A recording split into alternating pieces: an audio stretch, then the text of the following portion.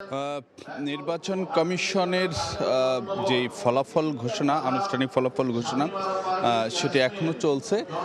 ফলাফল সংগ্রহ ও পরিবেশন কেন্দ্র থেকে নির্বাচন কমিশনের কর্মকর্তারা সেই ফলাফল ঘোষণা করছেন। এখন পর্যন্ত আনুষ্ঠানিকভাবে 220টির বেশি আসনের ফলাফল ঘোষণা করা হয়েছে।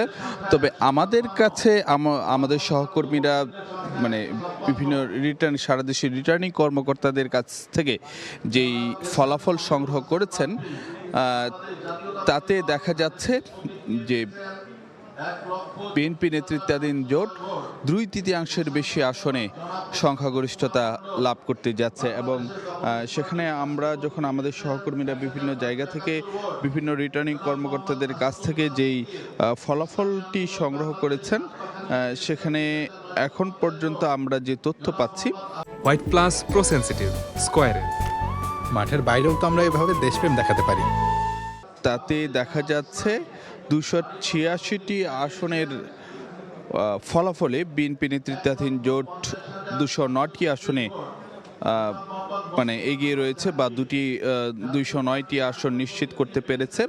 এবং জামায়াতের নেতৃত্বাধীন 11 দলীয় জোটের আসন নিশ্চিত হয়েছে 70টি। স্বতন্ত্র এবং অন্য আসনগুলো বা অন্যরা 7টি আসন নিশ্চিত করতে পেরেছেন। আর 13টি আসনের ফলাফল এখনো পর্যন্ত আমরা সেটি এখনো গণনার পর্যায়ে রয়েছে।